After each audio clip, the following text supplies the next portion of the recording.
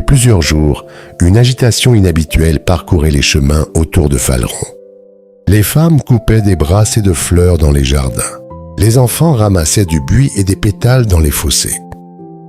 Et devant les maisons, on suspendait déjà de grands draps blancs aux fenêtres. La fête-Dieu approchait. Au logis de la Claretière, même Bastien semblait dépassé par l'agitation.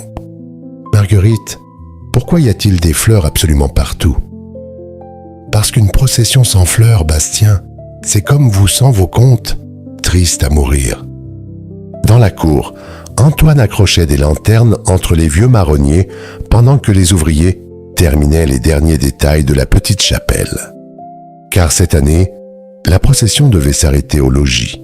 Et surtout, la chapelle allait être consacrée. La nouvelle avait traversé toute la région. L'évêque de Luçon en personne devait venir célébrer la cérémonie. Monseigneur Thierry, un homme impressionnant, au visage vigoureux mais profondément doux. À ses côtés voyageait sœur Marielle, une religieuse discrète, connue pour son calme et sa bonté. Dès leur arrivée au logis, le silence sembla tomber naturellement sur la cour.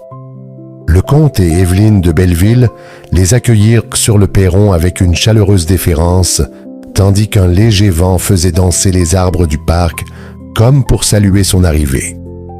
Depuis la cour de la Claretière, leurs regards se tournèrent vers l'étang paisible, au-delà duquel se dessinait la silhouette de la chapelle, baignée par les dernières lueurs du soir, qui serait consacrée le lendemain.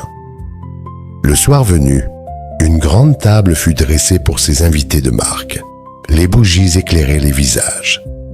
Élise servait la soupe pendant que Bastien surveillait discrètement la quantité de vin versée dans les verres.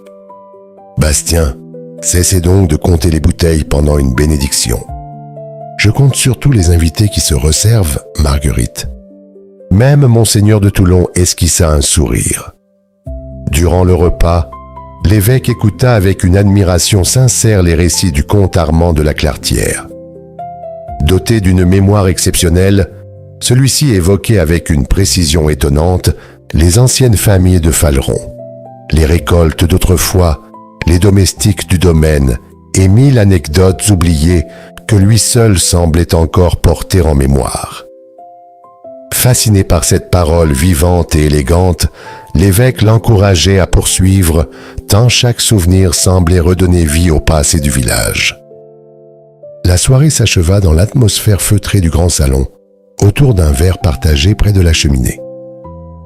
Sœur Marielle apprécia particulièrement le whisky de Monsieur le Comte. À la demande d'Évelyne, le silence se fit doucement lorsqu'elle s'installa au piano. Ses doigts coururent avec grâce sur les touches, révélant un talent délicat qui enveloppa la Claretière d'une émotion douce et intemporelle.